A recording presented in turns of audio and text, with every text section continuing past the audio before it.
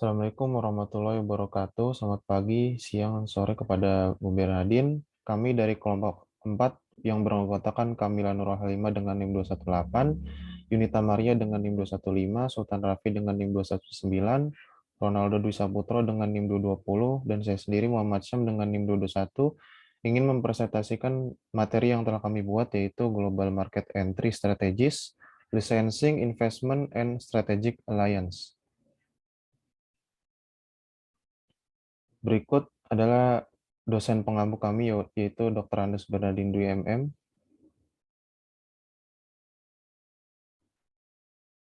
Berikut ini anggota kelompok kami.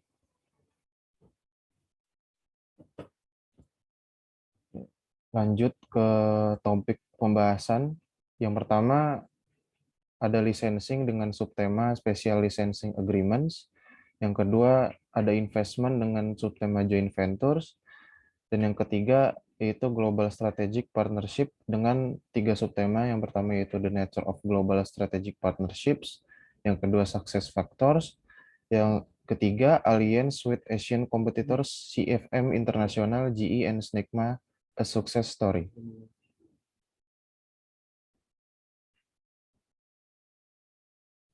Licensing. Lisensi merupakan pemberian izin oleh suatu perusahaan atau pemberi lisensi bagi hak-hak yang berupa hak paten, hak atas merek atau desain industri untuk melaksanakan perbuatan-perbuatan yang berhubungan dengan hak-hak tersebut kepada perusahaan lain atau pemegang lisensi. Lisensi biasanya dikaitkan dengan hak atas kekayaan intelektual atau HAKI yang dikelompokkan dalam 2 kategori, yaitu hak cipta atau copyrights dan hak milik perindustrian atau industrial property rights. Hak cipta terdiri dari hak cipta dan hak-hak lain yang terkait dengan hak cipta. Hak milik perindustrian terdiri dari paten, paten sederhana, varietas tanaman, merek, desain produk industri, rahasia dagang, dan lain-lain.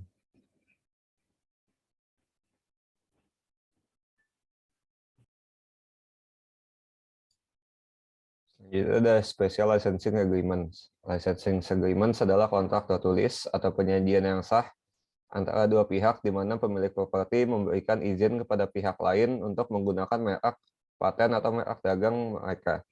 Perjanjian yang ditetapkan antara pemberi lisensi atau pemilik properti dan penerima lisensi atau pihak yang diizinkan berisi rincian tentang perjanjian lisensi, ketentuan penggunaan, dan bagaimana pemberi lisensi harus diberi kompensasi.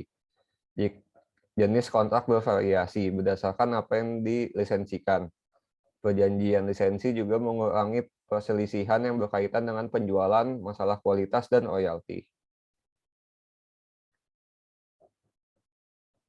Kelebihan Special Licensing Agreements. Perjanjian lisensi dengan jelas menjabarkan pedoman, aturan, dan ketentuan yang mencakup penggunaan merek, paten, atau merek dagang pemberi lisensi. Baik pemberi lisensi maupun penerima lisensi sepenuhnya menyadari apa yang diharapkan dan dituntut dari mereka, dan termasuk waktu pembayaran jatuh tempo dan berapa banyak royalti tambahan apapun yang mungkin jatuh tempo sebagai akibat dari hubungan tersebut. Jenis perjanjian, lamanya penerima lisensi, dapat menggunakan properti, masalah hak cipta, dan tanggal kadaluarsa kontrak. Kekurangan dari Special Licensing Agreement salah satunya yaitu adalah membuat kontrak dengan pihak yang salah. Dalam beberapa kasus, pemberi lisensi mungkin sangat ingin masuk ke pasar, sehingga tidak melakukan riset. Ini berarti pemberi lisensi mungkin terjebak dalam kontrak panjang dengan perusahaan yang cita-citanya tidak sejalan dengan cita-citanya sendiri. Prinsip yang sama berlaku untuk penerima lisensi, terutama ketika ia berpikir bahwa produk atau merek baru dapat bekerja dengan baik di pasar tertentu tanpa melakukan penelitiannya. Selanjutnya ada investment. Yang pertama ada investasi portofolio, yaitu pembelian saham obligasi untuk tujuan memperoleh laba yang diinvestasikan. Lalu yang kedua ada investasi langsung, yaitu pembelian saham yang cukup dalam sebuah perusahaan untuk memperoleh kontrol manajemen yang signifikan.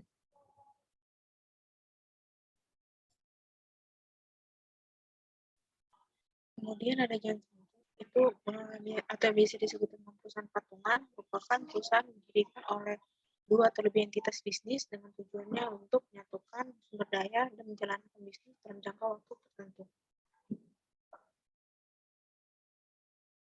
Kemudian ini merupakan ada tujuan joint venture sendiri. Yang pertama itu ada penggabungan sumber daya yang mana memungkinkan entitas bisnis baru yang telah dibuat agar dapat menjangkau pasar lebih luas.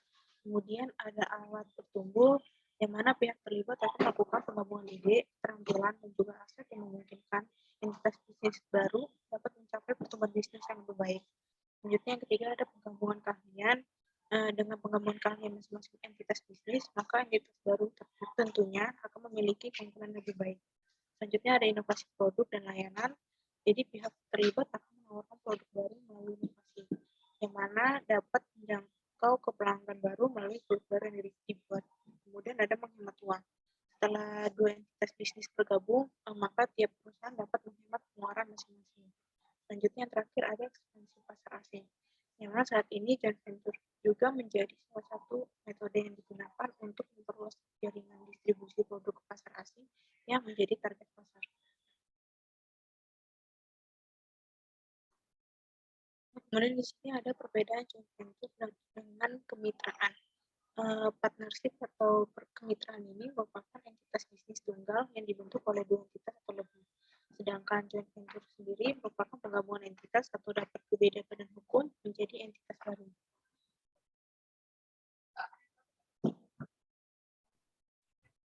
Selanjutnya ada kelebihan joint venture. Yang pertama itu perusahaan lokal mungkin memiliki teknologi yang cocok untuk lingkungan setempat. Yang kedua, perusahaan lokal lebih memahami tentang keadilan lingkungan di mana perusahaan joint venture didirikan seperti misalnya adat istiadat, kebiasaan, dan lembaga kemasyarakatan di lingkungan setempat. Yang ketiga, sumber informasi akan semakin lengkap karena terdapat perbaikan networking. Yang keempat, sumber keuangan akan semakin besar. Yang kelima, joint venture lebih memungkinkan beroperasi secara global. Dan yang terakhir, kredibilitas joint venture lebih diakui dibandingkan dengan perseorangan. Kekurangan joint venture itu ada 4. Yang pertama, lebih terbukanya risiko rahasia akan tersebar. Kedua, hutang perusahaan menjadi tanggung jawab bersama dan harta tiap-tiap perusahaan menjadi jaminannya. Dan yang ketiga, tanggung jawab risiko dibagi antar perusahaan yang berlainan. Dan yang terakhir, risiko tertipu partner juga lebih besar.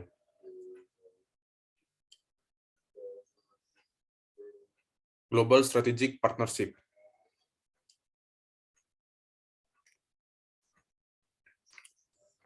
The nature of Global Strategic Partnership.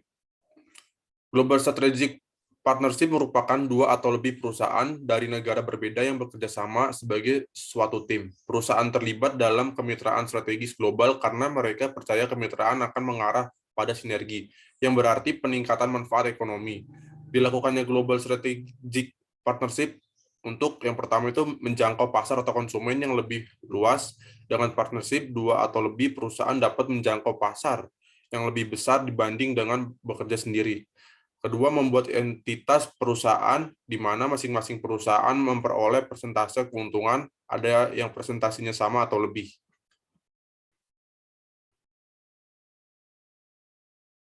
Oke, selanjutnya ada sukses factor. Yang pertama itu prioritas. Prioritaskan kolaborasi pada hal-hal mendorong nilai bagi semua mitra. Yang kedua, tanggung jawab. Bertanggung jawab atas semua mitra dan menempatkan orang yang tepat untuk bertanggung jawab. Yang ketiga, kontribusi. Pastikan aliansi terhubung dan berkontribusi pada bisnis seperti biasa. Yang keempat, rancangan. Rancang tata kelola untuk efektivitas dan kemampuan beradaptasi. Yang kelima, investasi. Investasikan waktu untuk menentukan peta jalan, metrik kinerja, dan mekanisme pelacakan yang ketat. Yang terakhir, pengamatan. Mengamati faktor-faktor keberhasilan ini akan membantu strategi perusahaan dan departemen.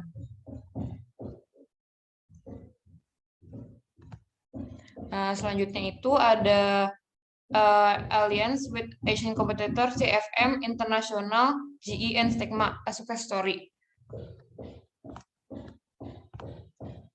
CFM Internasional atau GE atau SNECMA, contoh sukses kemitraan. Perusahaan GE dan SNECMA ini dipandang sukses karena terjadi sinergi di antara keduanya karena bergerak dalam suatu bidang, penerbangan satu pembuat mesinnya, satu lagi perusahaan penerbangan antar kisah. Mereka bersepakat antara perusahaan Perancis dan Amerika ini bagaimana membuat suatu rancangan mesin jet yang unggul, sehingga dengan komitmen dan sistem manajemen yang jelas dalam pengaturan pembuatan, bahkan sampai teknik tanggung jawab pengambilan keputusan, maka terciptalah banyak inovasi termasuk mesin jet tersebut. Sehingga sampai sekarang perusahaan Kuomintang ini mengantongi profit miliaran rupiah dari 125 pelanggannya di seluruh dunia. AT&T atau Olivetti, contoh gagal kemitraan. Perusahaan yang bergerak di bidang komputer dan telekomunikasi ini mulanya bermitra dengan harapan dapat menggabungkan dan menguasai pasar telekomunikasi dengan komputer, di mana keduanya memiliki hubungan yang sangat erat. Namun setelah berjalan ternyata kedua perusahaan sama-sama tidak memiliki posisi pasar yang kuat di bidangnya masing-masing, sehingga ketika penjualan jauh dari yang diharapkan, kedua perusahaan ini lama-lama mengalami kemunduran dan bangkrut. Hal ini terjadi karena sebelum bermitra, kedua belah pihak hanya menggabungkan tanpa menganalisa lebih baik kondisi perusahaan yang akan dijadikan mitranya, sehingga hubungan ini hanya sekedar rasa suka tanpa ada kejelasan apakah potensi yang akan tercipta dalam jangka pendek maupun panjang. Boeing Jepang, contoh yang kontroversial. Hal ini terjadi karena banyaknya anggapan bahwa kerjasama membuat produk pesawat terbang dengan bahan bakar baru dan model pesawat besar ini terlalu besar ditanggung oleh salah satu mitranya, yaitu Boeing, di mana Boeing mengeluarkan biaya 4 miliar US dollar hanya untuk dapat bekerja sama dengan Jepang, sedangkan komisarium Jepang hanya memberikan 1-2 miliar US dollar kepada Boeing. Namun Jepang dapat belajar dari ahli-ahli Boeing dalam membuat pesawat terbang, walau hal ini jelas timpang, tetapi kesepakatan tetap terjadi. Dan muncul isu besar bahwasanya dari usaha ini dalam jangka panjang, Jepang akan mencuri teknik Boeing dan menjadi pesaing Boeing di masa depan. Mengingat saat ini Boeing adalah pengekspor pesawat terbesar di pasar internasional seluruh dunia.